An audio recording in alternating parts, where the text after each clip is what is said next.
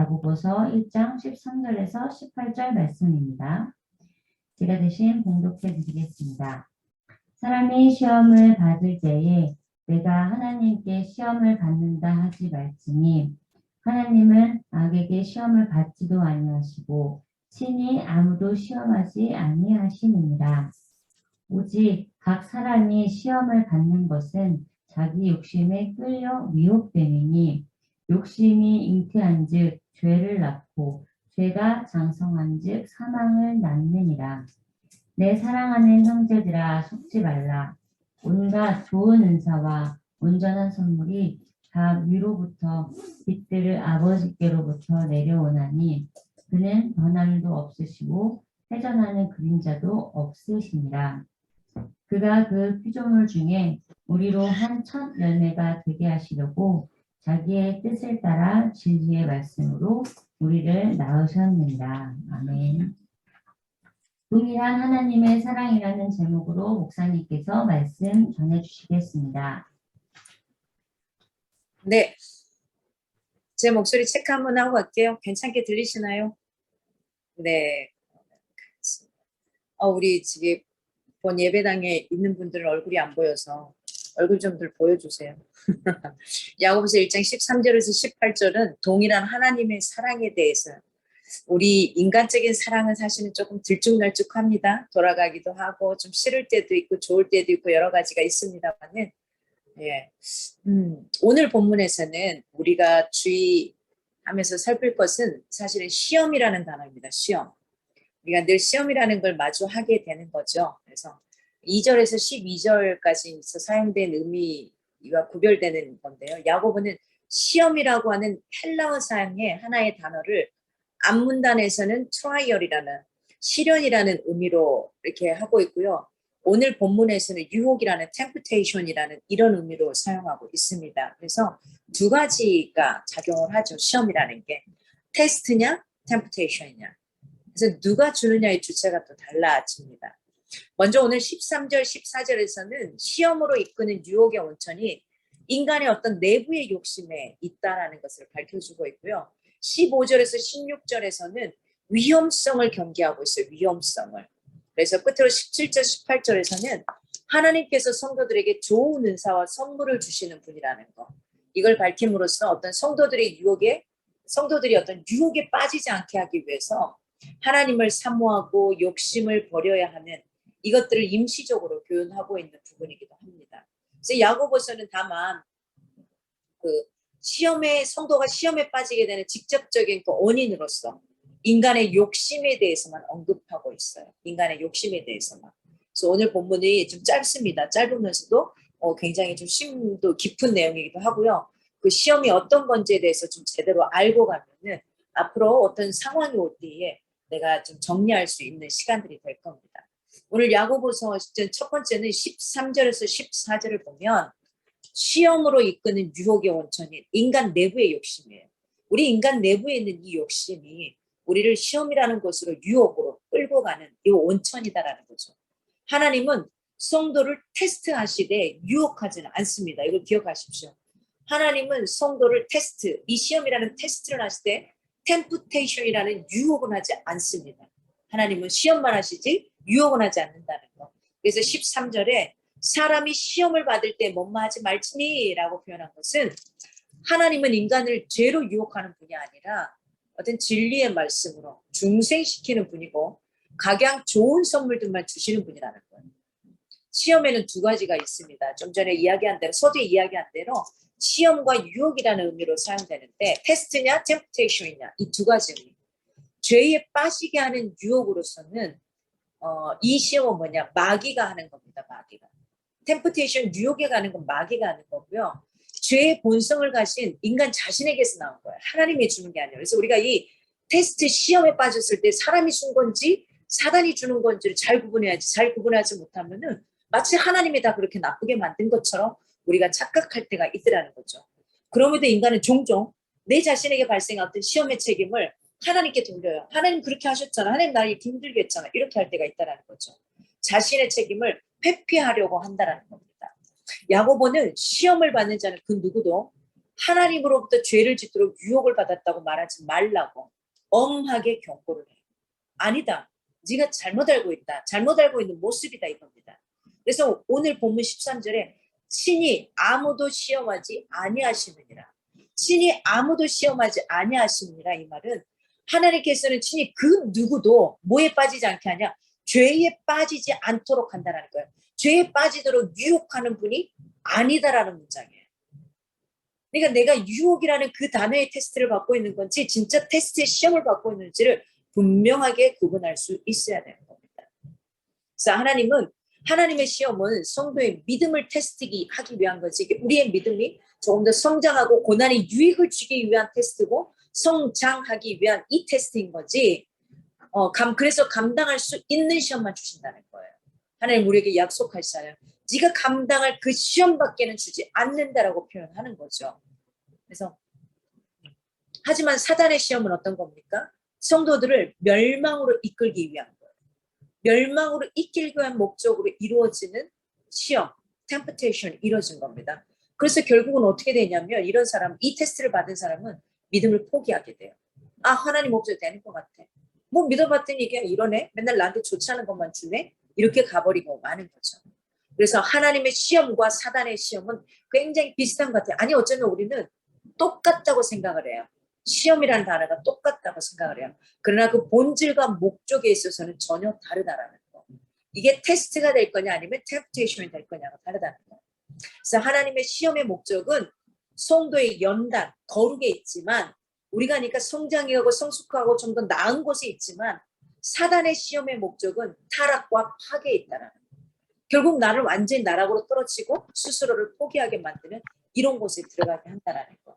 그래서 하나님은 믿음에 호소하지만 사단은 욕심을 자극해요. 그래서 우리를 부추겨요. 즉 하나님의 시험은 성도의 연단을 위한 시련이라고 할 수 있어요. 그러면서 사단은 그것의 유혹과 미혹이라고 할 수 있다라는 거.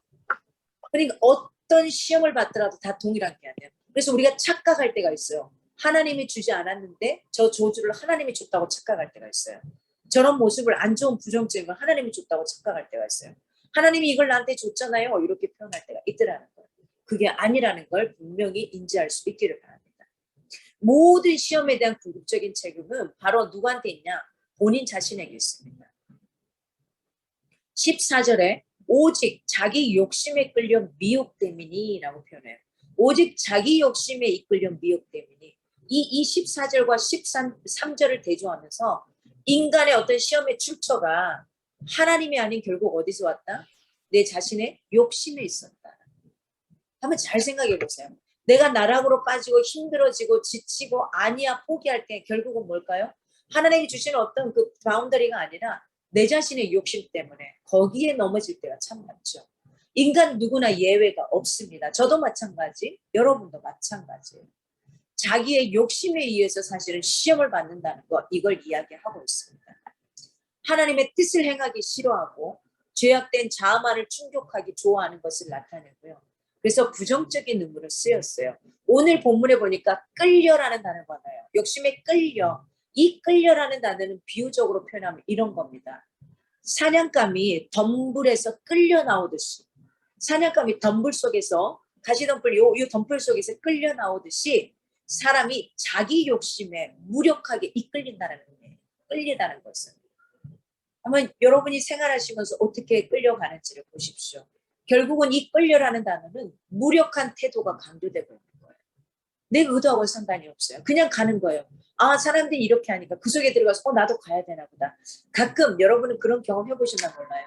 서울 지하철 중에 지옥철이라고 불리는 게 2호선과 4호선입니다.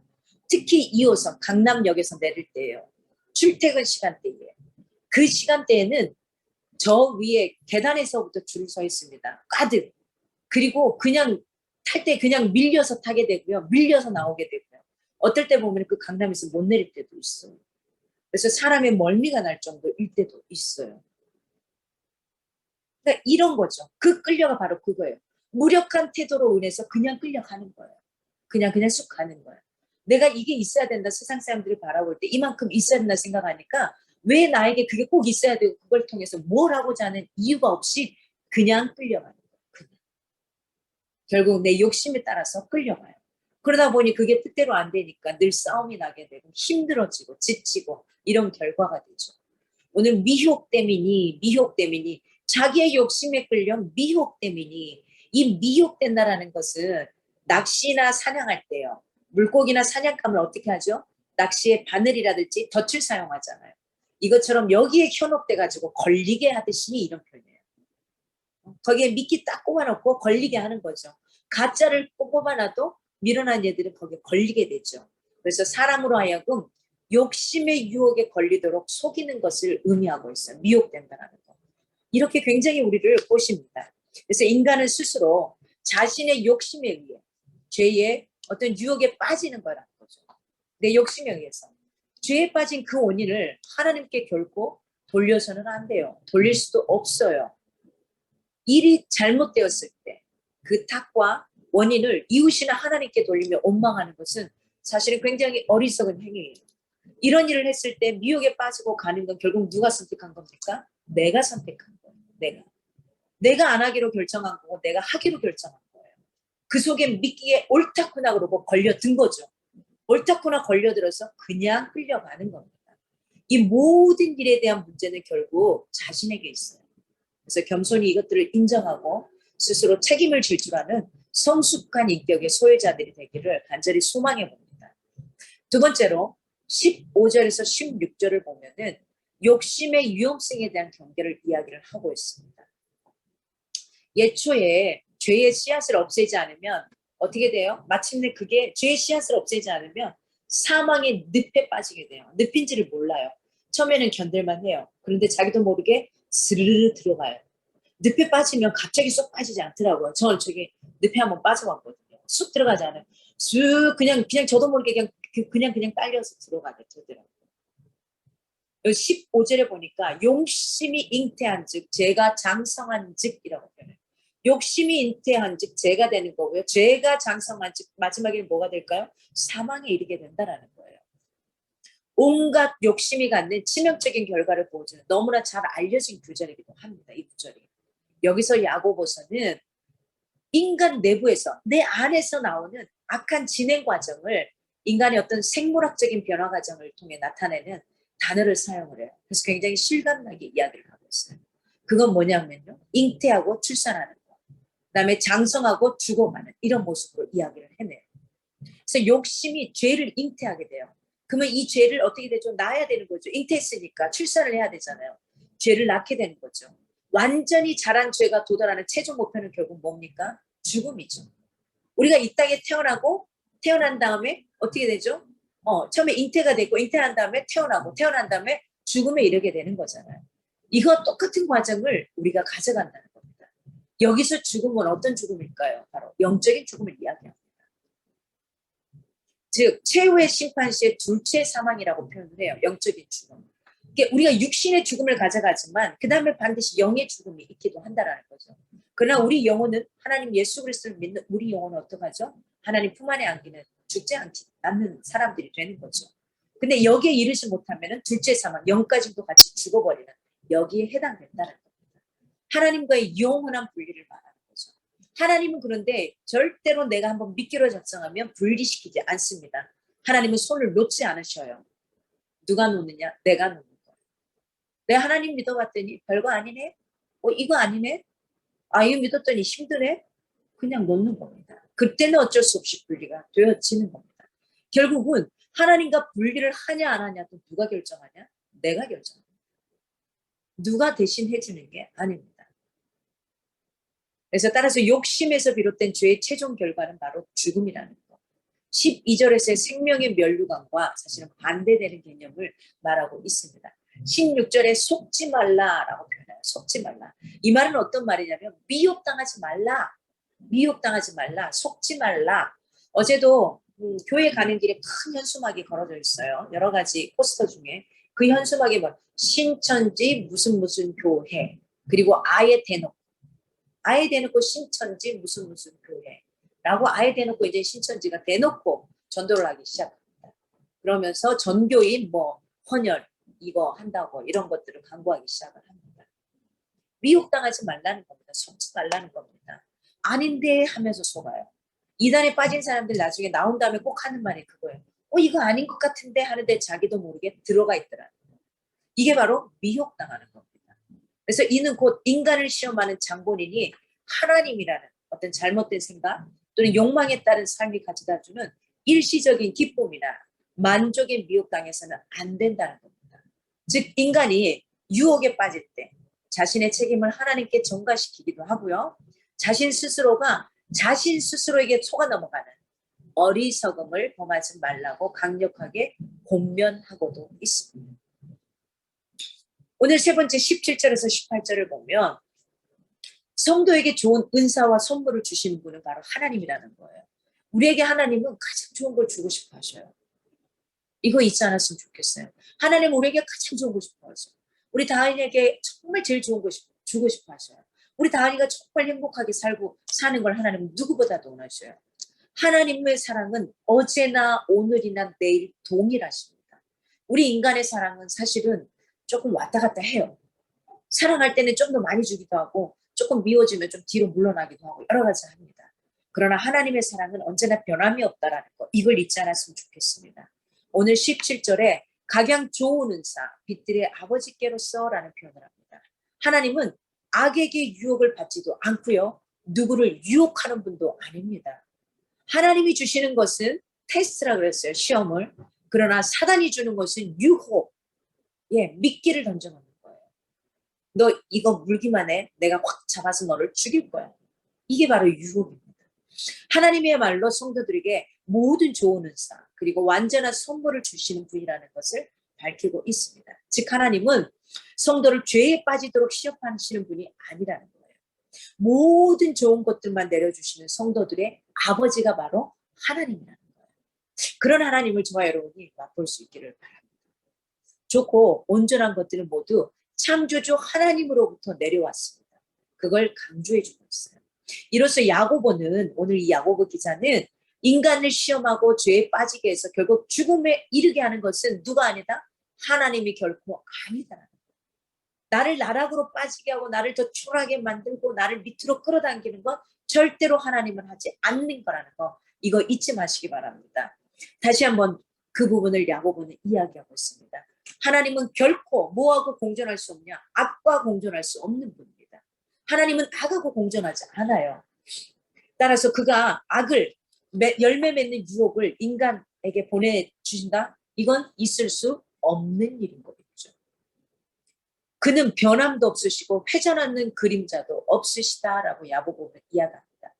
모든 사람이 쉽게 알 수 있는 천체의 현상을 통해서 이야기해요. 모든 만물은 변한다. 모든 만물은 변하는데 하나님은 선하신, 이건 절대 변하지 않는다. 결코 변하지 않는다는 사실을 굉장히 설득력 있게 천체의 변화를 통해 현상을 통해서 야고보가 저와 여러분에게 이야기를 하고 있어요. 그렇잖아요. 우리의 육신의 부모나 우리의 육신의 자녀 또 육신의 사랑하는 사람들은 변해요. 마음이 변해요. 상황과 시기에 어떤 상황에 따라 변해요. 우리도 얼마나 많이 변합니까?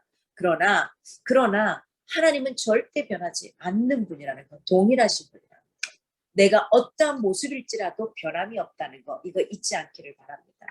그러면 과연 우리가 무엇을 보고 하나님의 사랑이 영원히 변함이 없다는 증거를 찾을 수 있냐는 거죠. 그거 어떻게 알아요? 여러분 어떻게 할까요? 그건 바로 성경입니다. 성경이 이야기하고 있어요. 많은 선조들을 통해서 우리에게 분명하게 이야기를 해주고 있어요. 그래서 우리가 매일 성경을 보는 게 중요합니다. 그 말씀을 통해서 우리가 어떻게 살아야 되는지, 그리고 내가 너희를 어떻게 사랑하고 있고 네 선조들을 어떻게 사랑했는지, 너희의 선조들이 지금 어떻게 살고 있는지를 우리에게 가르쳐 주고 있습니다. 철없는 자식이 부모의 사랑을 의심합니다. 그러면서 우리는 또 하나님의 사랑을 의심하기도 해요. 그러나 분명히 기억하십시오. 하나님은 한 번 사랑하되 영원히 변함이 없으신 분이라는 거예요. 내가 어떤 상황에 처해도 동일하게 사랑하셔요. 내가 어떤 모습으로 있다 할지라도 동일하게 사랑하셔요. 다만 내가 그 하나님을 보기 민망해서 그 사랑이 없다고 착각하고 멀어지고 손을 놓기 때문에 그렇게 살아간다라는 겁니다. 여러분, 충분히 성경의 증거를 보고도 믿지 못하는 우리에게 문제가 있는 거죠. 하나님의 사랑을 늘 확인해야만 그것이 있다는 것을 믿는 우리의 유아기적인 태도가 문제인 거죠. 그래서 유아기에 있는 사람은 늘 그 사랑을 고백을 듣고 싶어요. 늘 사랑하고 있는데 계속해서 진짜 나 사랑해? 진짜 나 사랑해? 엄마 나 사랑해? 당연히 맨날 물어볼 거야. 엄마가 안 안아주면은 아이들을 돌보고 이러느라고 안아주지 못하면 엄마 진짜 나 사랑해? 안아주지 않는데 그래도 사랑해? 왜 묻게 되는 거죠. 의심하게 되는 거죠. 이런 골들이 생기게 되는 거죠. 그래서 우리는 이제는 그 유아기적인 태도에서 머물러서는 안 됩니다. 의심하거나 사랑을 확인해야 만족하는 유아기적 태도를 버려서 이제는 조금은 더 장성한 나이가 든 이런 사람으로 갈 수 있기를 바랍니다. 하나님은 천국의 최상석을 주시려고 우리를 복음으로 부르셨습니다. 그래서 18절에 그가 자기의 뜻을 쫓아 우리를 낳으셨느니라 라고 말합니다.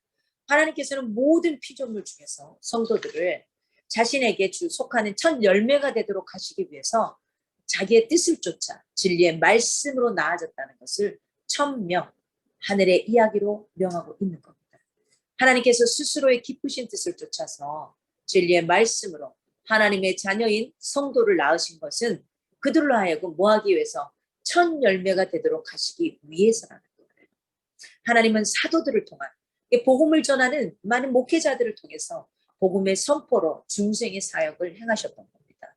이제는 저와 여러분이 이런 역할을 해야 돼요. 목사만 하는 게 아니라 누구든지 할 수 있어야만 하는 겁니다. 하나님께서는 바로 이 진리의 말씀을 통해서 우리를 자신의 자녀로 삼으셨습니다. 그래서 때때로 필요할 때 테스트를 할 수밖에 없는 겁니다. 그러나 사탄은 뭐 한다고요? 미끼를 던져서 우리를 미혹해서 끌고 가는 temptation, 유혹의 테스트를 한다는 사실을 놓치지 않기를 바랍니다. 우리는 복음의 부름 앞에 머뭇거릴 필요가 없습니다. 또한 복음의 부름에 합당한 삶을 살기에 받는 이 땅의 어떤 시련과 고난도 두려워할 필요는 없습니다. 하나님이 책임져 주셔요. 하나님이 테스트하는 그 부분을 통해서 나는 성장하게 할 수밖에 없는 거고요. 올라갈 수밖에 없고요. 그리고 더 잘 될 수밖에 없습니다. 그리고 세상이 줄 수 없는 평안, 세상이 감당할 수 없는 감사, 사랑을 할 수 있는 사람이 되는 겁니다. 그렇기 때문에 하나님 주시는 테스트 앞에서는 두려워할 필요가 없습니다. 지금 당하는 고난 두려워하고 무서워할 필요가 없습니다. 그러나 복음이 아닌 다른 것으로 인해 나의 개인적인 내부에서 일어나는 욕심으로 일어나는 temptation, 이 유혹에 빠져서 힘들어하지 않기를 바랍니다. 하나님의 부름에 우리는 힘있게 아멘으로 화답할 수 있는 것이어야 되고 그의 말씀을 따라 사는 것이 사실은 인생의 최고의 가치가 된다는 거, 이걸 놓치지 않았으면 좋겠습니다. 이 좋은 하나님을 저와 여러분이 다 같이 누리고 경험하며 살아갈 수 있으면 좋겠습니다. 여러분, 오늘 본문을 통해 하나님은 시험을 받지도 않으실 뿐 아니라 하지도 않으신 분이라는 것, 그리고 오직 불변하신 분이라는 것, 한 번 사랑하실 때 끝까지 사랑하신 분이라는 것, 우리 인간하고는 너무 다르신 분이라는 걸 분명하게 오늘 야고보서 기자는 이야기하고 있습니다. 우리는 자신의 욕심에 이끌려서 시험을 받고 있고 하나님을 의심하고 원망하는 어리석은 자들이 되어서는 안 된다라고 오늘 야고보서가 이야기합니다. 그리고 만일 하나님의 시험이 있다면 이는 우리를 성장시키기 위함인 거라는 거. 그래서 기쁨으로 기꺼이 받아들이라는 겁니다. 그러나 내가 나락으로 떨어지고 죽음으로 가져가고 내가 헤어나올 수 없다라는 것은 사탄이 주는 시험이라는 거, temptation, 유혹이라는 걸 잊지 않고 그걸 끊어내고 반드시 일어설 수 있는 그런 믿음의 사람들이 되기를 원합니다. 우리를 성장시키고 올라가게 하는 거 기쁜 마음으로 믿음으로 이겨내고 장차 임할 저 천국에서 주님과 함께 영원히 왕노릇하는 복된 자들이 될 수 있는 그런 한 주간이 되기를 소망합니다. 여러분, 야고보 기사가 말하는 기억합시다. 시험에는 두 가지가 있다. 원어적인 의미로 테스트, 트라이얼이라고 말하는 시련이 있는 거고 하나는 temptation, 유혹이라는 게 있다. 그러나 테스트라고 표현하는 이 트라이얼은 시련이라는 건 누가 하나님이 우리를 성장시키기, 성숙시키기 위해서 주는 거라는 거. 그러나 그 나머지는 temptation, 유혹은 미끼를 던져서 그럴싸하게 나를 끌고 가서 결국 나를 죽이게 만드는 거. 사단이 주는 거다. 그래서 하나님께 돌리지 않기를 바랍니다. 하나님이 주시는 건 반드시 우리의 삶에 내가 감당할 수 있는 시험을 주시는 거고 그걸 통해 한 단계 올라가는 성숙의 단계를 주시는 것이 하나님이 주신 시험이라는 거, 이걸 잊지 않고 가기를 바랍니다. 이 시간